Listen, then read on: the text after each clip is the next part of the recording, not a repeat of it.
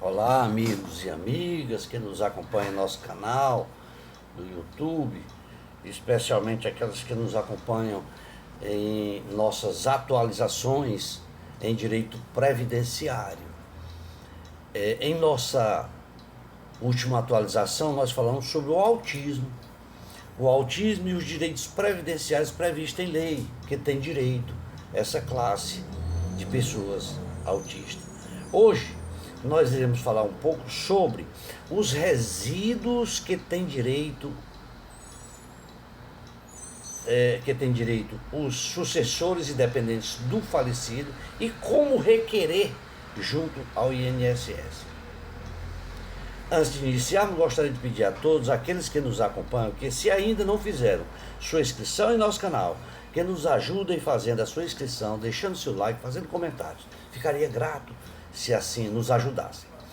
Bom, o resíduo ou os resíduos deixados pelos aposentados falecidos no INSS são aqueles valores devidos, mas que não foram recebidos pelo segurado em vida, que devem ser pagos aos dependentes e sucessores e aos seus dependentes e, na falta do dependente, aos seus sucessores.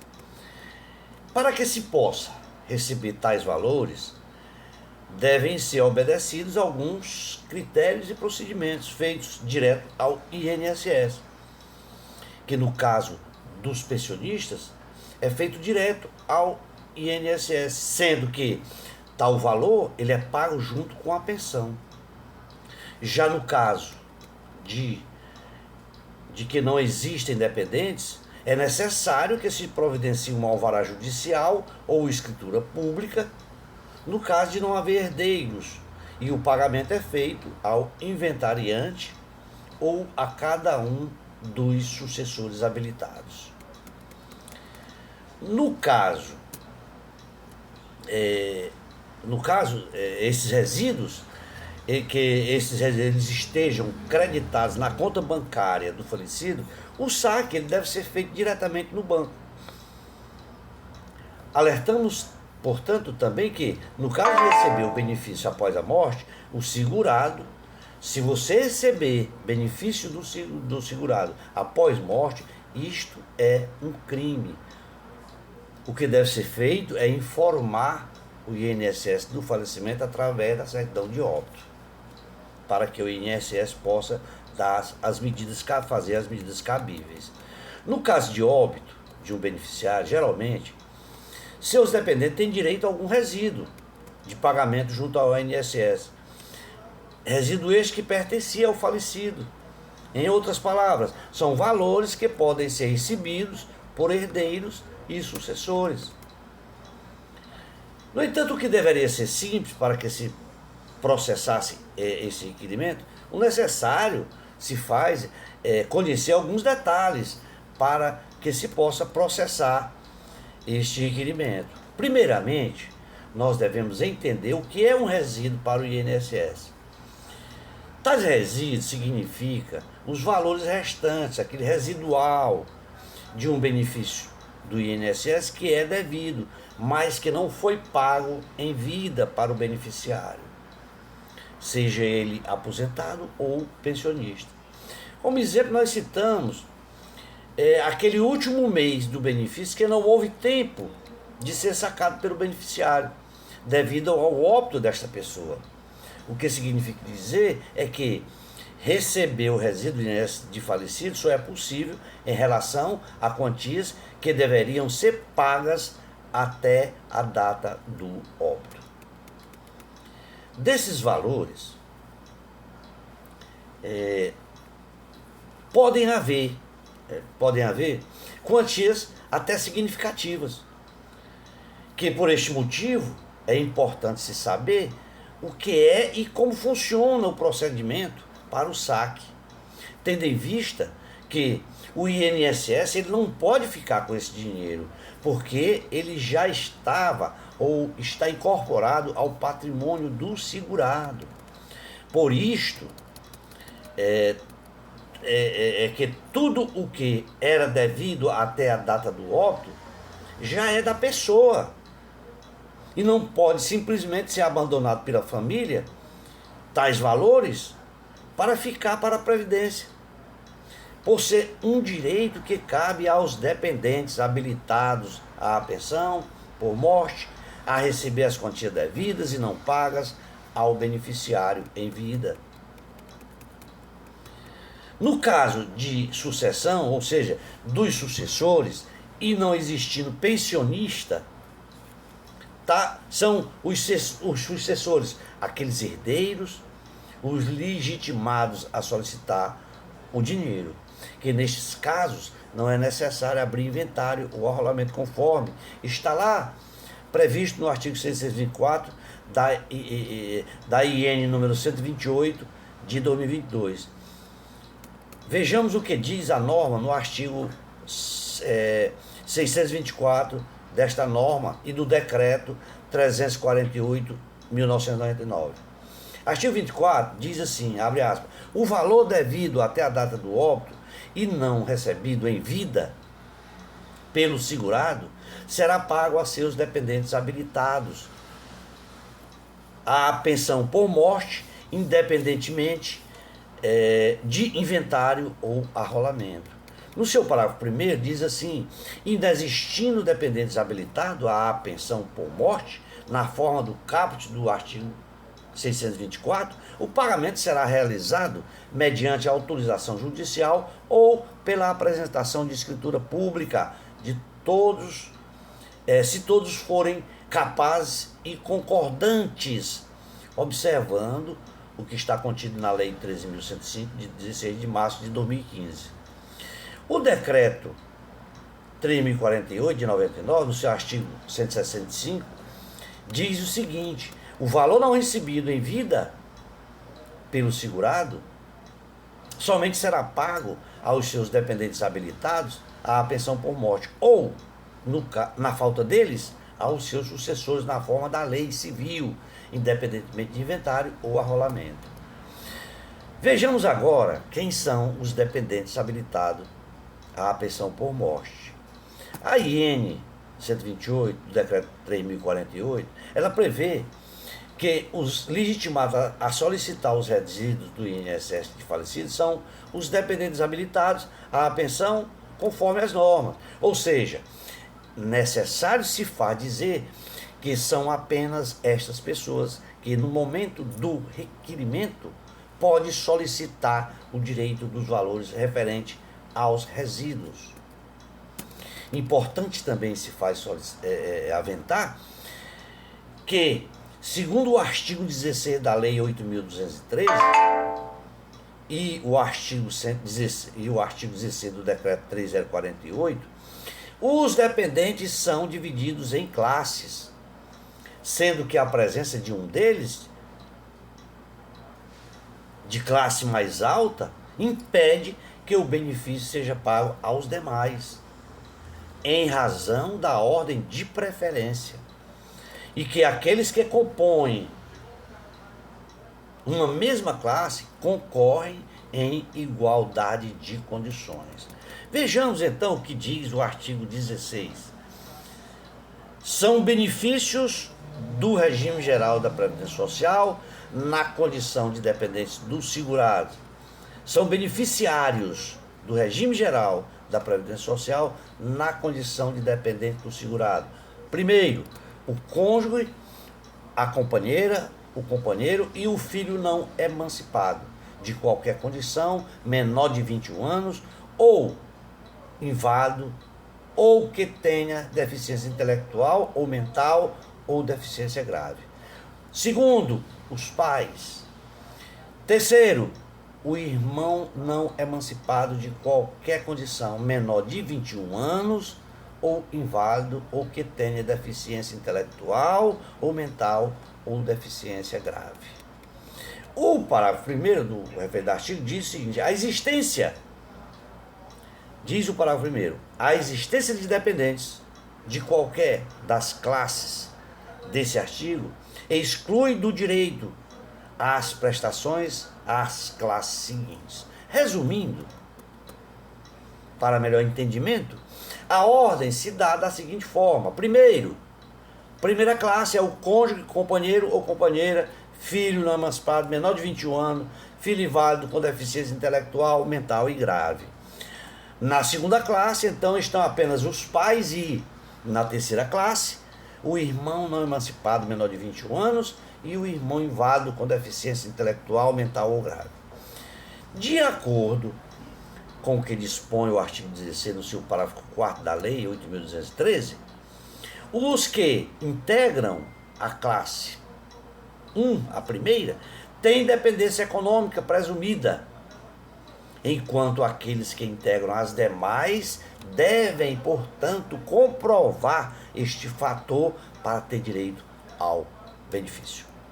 Ademais, existem outras pessoas que podem também ser consideradas dependentes, como é o caso do menor tutelado e também do enteado. Já no caso de não haver dependentes habilitados para receber a pensão por morte no segurado instituidor, o direito de solicitar e receber o resíduo do INSS do falecido passa aos seus herdeiros ou sucessores, conforme a lei civil. Esta é a previsão do artigo 165 do Decreto 3.048, que vem tratar dos casos em que não existem pensionistas, mas há sucessão dos beneficiários que veio a óbito. Os sucessores se encontram previstos no artigo 1829 do Código Civil. Se não, vejamos. O artigo 29 do Código Civil diz assim: a sucessão legítima defere-se na ordem seguinte: 1.